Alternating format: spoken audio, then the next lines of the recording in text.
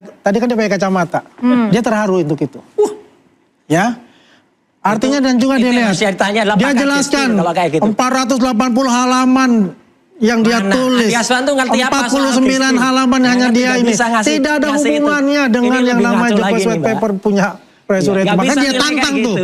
Orang pakai kacamata untuk bisa bagaimana untuk bertemu dengan dia. Kesehatan kalau diadu tuh. Aku punya pengetahuan kesehatan asli, MKes saya. Orang pakai kacamata itu untuk menyembunyikan bahwa dia akan melakukan kebohongan. Maka ketika dia tadi pakai kacamata, dia ngawur. Nah, itu lebih ngawur. Ini apa? Ini apa? Itu lebih ngawur. Baca bukunya. Karena saya yang di dalam. Bukunya. Baca ngawur. Kita dia nggak punya itu halus. Tadi siang panas-panasan sebenarnya ngapain sih di depan gedung DPR? Ya, kita menyuarakan apa yang menjadi aspirasi masyarakat dan yang sudah selama 13 tahun tuh ditunggu. Ya, kenapa kemudian ada seseorang yang sangat pengecut, yang sangat tidak negarawan, yang tidak berani menunjukkan ijazah aslinya, DNC. Cukup ramai tadi yang datang ya? Wah, banyak. Kalau menurut salah satu podcast sahabat saya, Sentana puluhan ribu katanya. Tapi enggak lah, enggak sampai lah. Paling ya 2.000-an aja. Itu. Dan apabila mereka ingin membuktikan kepada publik bahwa posisi hari ini kesempitan itu, maka diluapkan melalui sebuah kebersamaan di gedung DPR yang jumlah massanya tidak seberapa.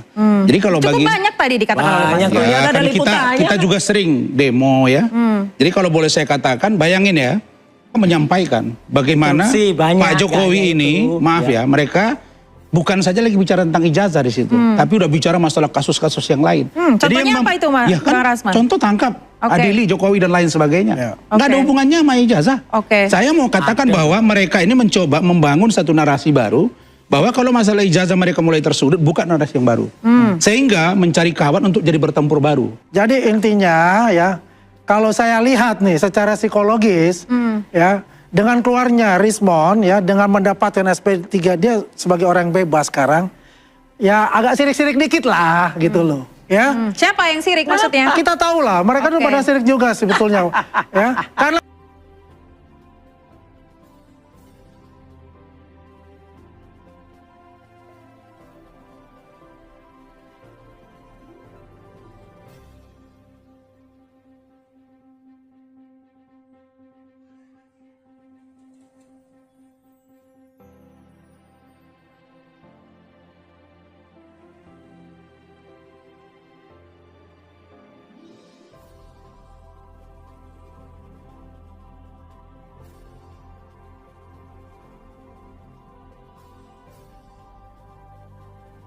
Dulu Mas, tadi siang panas-panasan sebenarnya ngapain sih di depan gedung DPR? Ya, kita menyuarakan apa yang menjadi aspirasi masyarakat dan yang sudah selama 13 tahun tuh ditunggu.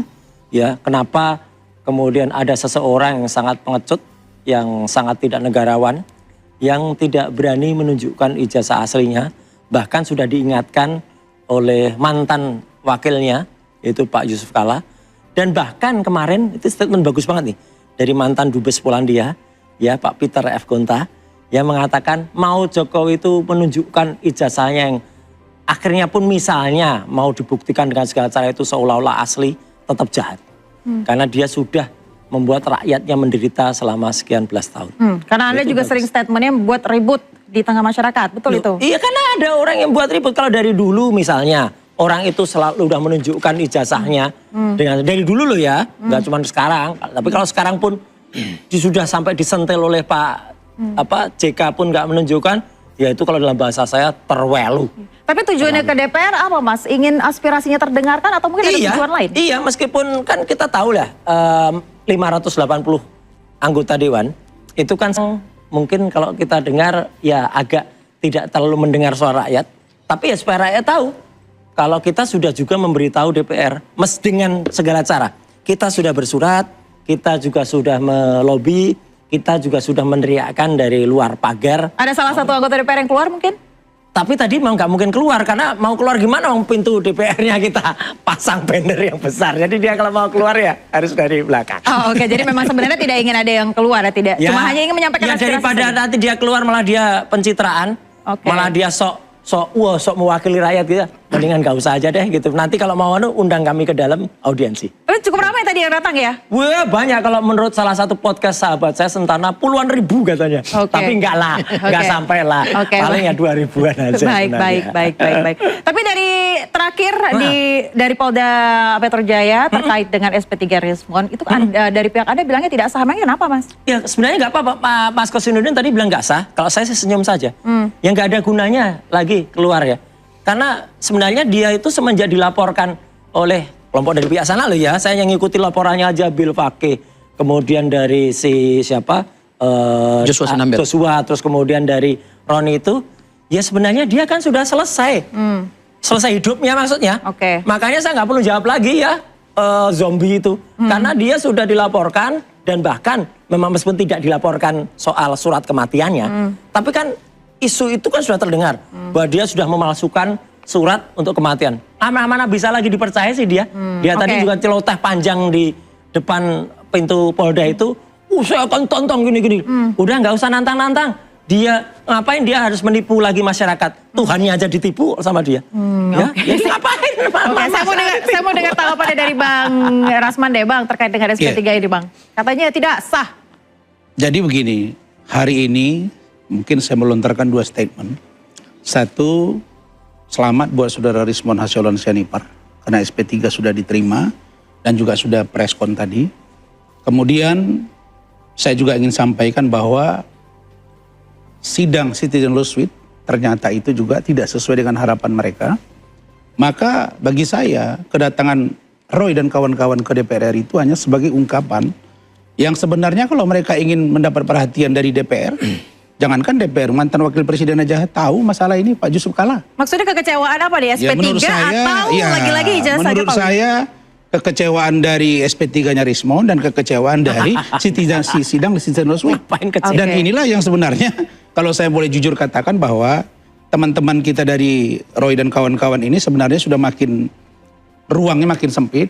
Dan apabila mereka ingin membuktikan kepada publik bahwa posisi hari ini kesempitan itu maka diluapkan melalui sebuah kebersamaan di gedung DPR yang jumlah massanya tidak seberapa.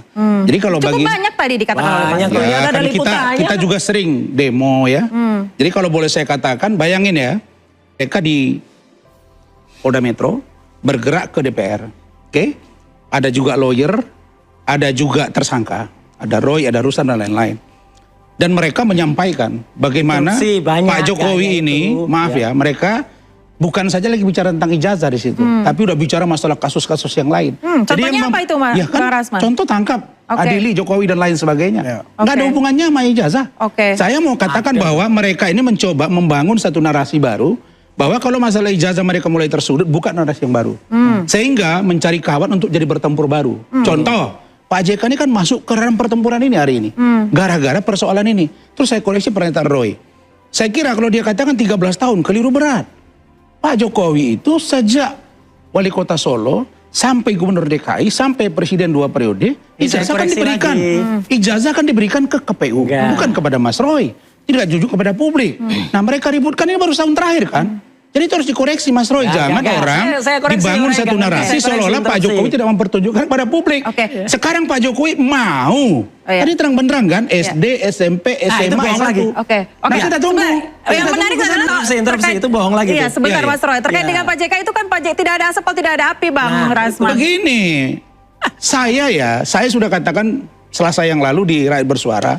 Bahwa apa yang dilaporkan Pak JK, kok kayaknya menurut saya ya, kalau dialamatkan Rismon kayaknya kurang tepat. Harusnya akun yang dilaporkan. Karena Rismon sudah mengatakan itu bukan suara dia. Dan bahkan Roy mengatakan itu juga bukan suara Rismon.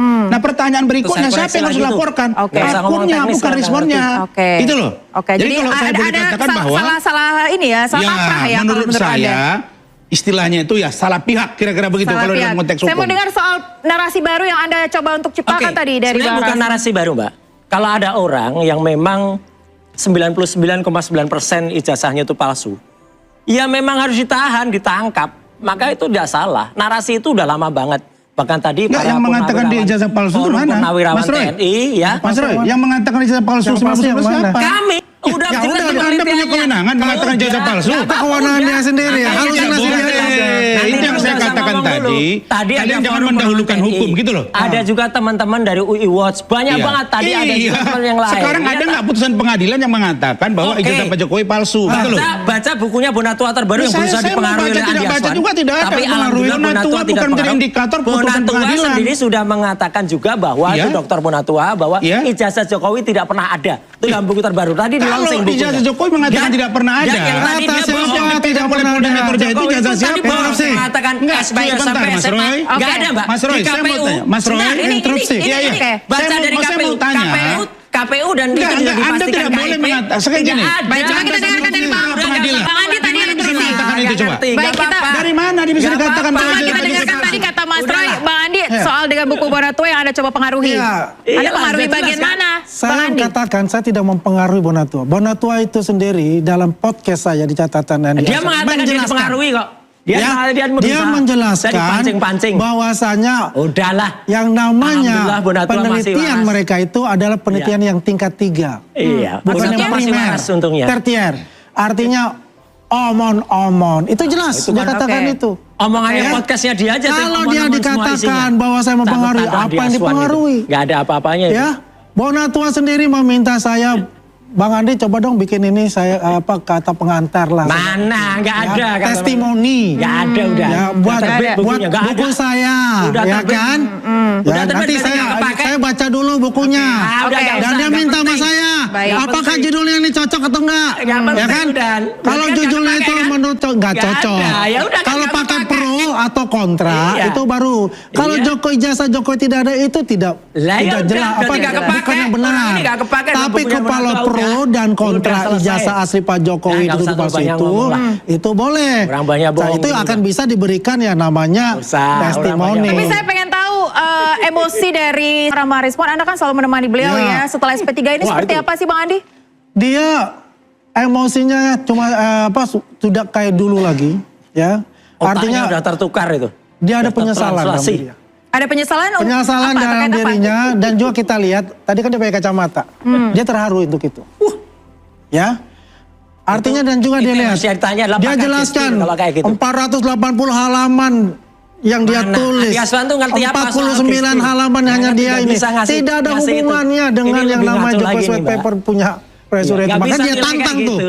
Orang pakai kacamata untuk bisa bagaimana untuk bertemu dengan dia. Kesehatan kalau Jadu tuh. Aku punya pengetahuan kesehatan asli MKes saya. Orang pakai kacamata itu untuk menyembunyikan bahwa dia akan melakukan kebohongan. Maka ketika dia tadi pakai kacamata, dia ngawur. Nah, itu lebih ngawur. Ini apa? Itu lebih ngawur. Baca bukunya. Karena saya yang di dalam. Bukunya. Dia kan ngawur. Kita dia nggak punya itu halusinasi. Orang yang di lapangan. Ada yang punya teorinya. Baik. Hitam atau kacamata biasa nih? Kacamata hitam. Orang ini nggak ngerti apa-apa. Bang Andi, oke. Sastra. Baik, kita jangan masuk ke psikolog kacamata tiga sastra. Memahami itu saya kira keliru ya. Kita tidak masuk ke psikologi kacamata hitam. Bang Andi, tapi terkait dengan statement SP3 yang tidak sah dari pihak Roy CS, Anda seperti apa menanggapinya? Ya itulah kalau orang mereka sudah ketakutan. Mana buktinya, Mbak? Tanya SP3-nya mana coba? Suratnya mana? Tuh. Itu surat SP3-nya. Boleh dilihatkan. Udah dipresentasikan ke sana. Saya ingin Abang bacakan sedikit saja kesimpulannya ya Bang ya. Tapi kita jeda dulu sejenak. Pemirsa tetaplah di interupsi. Tampilkan dong di sini. Rizwan sudah ada di tangan Bang Andi. Bang, mungkin Anda bisa tunjukkan atau mungkin bacakan sedikit saja Bang. Ya. Jadi ini tertanggal itu 14 April ya. Surat penghentian penyidikan SP3 ini memutuskan menghentikan penyidikan terhadap tersangka Rismon Asuransi Nipar ya. Dalam laporan polisi A, B, C, D dan sebagainya. Kemudian panjang kalau kita baca ya. Yang ketiga ini dalam hal tersangka dilakukan penahanan agar segera dikeluarkan dan terhadap benda sitaan dikembalikan kepada yang berhak atau dapat dimusnahkan oleh penyidik dengan membuat berita acara pemusnahan barang bukti. Surat ketetapan ini berlaku sejak tanggal ditetapkan 14 April 2026. Tanda tangan Kombes Iman Imanuddin ya, Komisaris Besar Polisi. Jadi intinya gini, Rismon sudah tanda tangan untuk BAP saksi tambah. BAP tambahan. Sudah tanda tangan? Sudah. Saksi tambahan bukan. Ya, sudah untuk itu, untuk jadikan saksi juga di sidang Pak Jokowi nanti. Ya. Jadi intinya ya, kalau saya lihat nih secara psikologis ya, dengan keluarnya Rismon ya, dengan mendapatkan SP3 dia sebagai orang bebas sekarang, ya agak sirik-sirik dikit lah gitu loh. Ya. Siapa yang sirik maksudnya? Kita tahu lah, mereka tuh pada sirik juga sebetulnya. Ya, karena ancamannya sudah mendekati. Artinya, dalam bulan ini, menurut ya pendapat saya, ini P21. Akhir April. Ya, kelihatannya akan seperti sana. P21 akhir April? Akhir April, pendapat saya. Ya, jadi persiapan aja evidence yang benar. Karena selama ini kita nggak melihat evidence yang mana gitu, barang buktinya. Nggak ada sama sekali. Baik. Ijazah, dia nggak punya ijazah Pak Joko yang mana yang dibilang asli. Yang ditunjukkan 99,9%. Ini adalah ijazah palsu. Kita challenge, mana ijazah asli yang kau bilang punya Pak Jokowi. Yang ditunjukin ijazah orang lain. Lucu kan buat saya. Nah artinya, apa yang tadi dikatakan oleh Rismon 15 Desember 2025. Dia melihat itu dan dia tersentak bahwa itu ada. Kemudian dia katakan, saya mau mengatakan ini, bahwa ini adalah asli. Tapi di arranger oleh penasihat-penasihat hukum itu untuk mengatakan palsu, palsu, dan palsu.